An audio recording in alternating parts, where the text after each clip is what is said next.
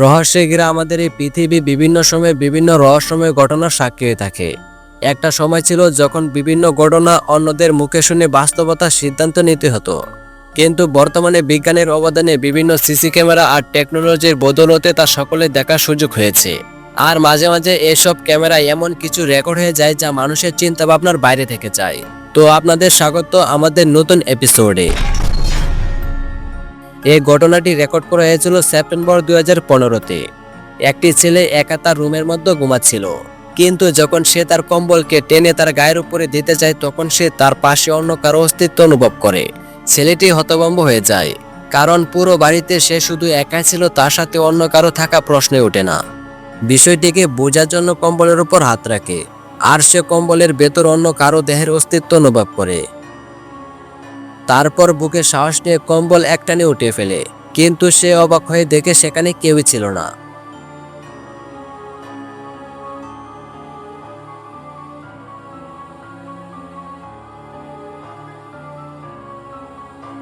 দু সালে রাস্তার পাশে লাগানো সিসি ক্যামেরায় এটি রেকর্ড হয়েছিল।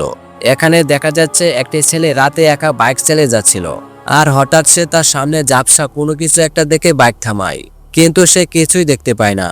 বিষয়টিকে ভালোভাবে বোঝার জন্য সে বাইক থেকে নিচে নেমে আসে, আর তারপরের ঘটনা আপনারা দেখুন।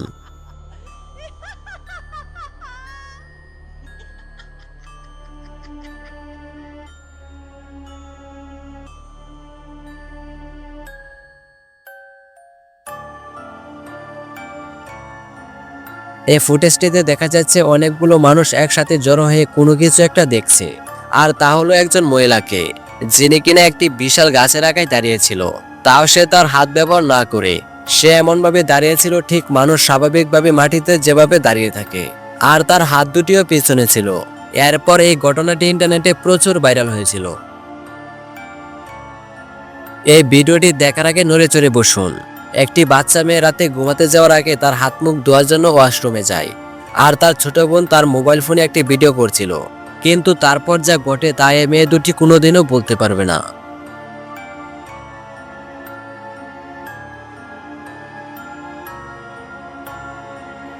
2017 সালে একটি হোস্টেলে সিসি ক্যামেরায় ঘটনাটি রেকর্ড হয়েছিল।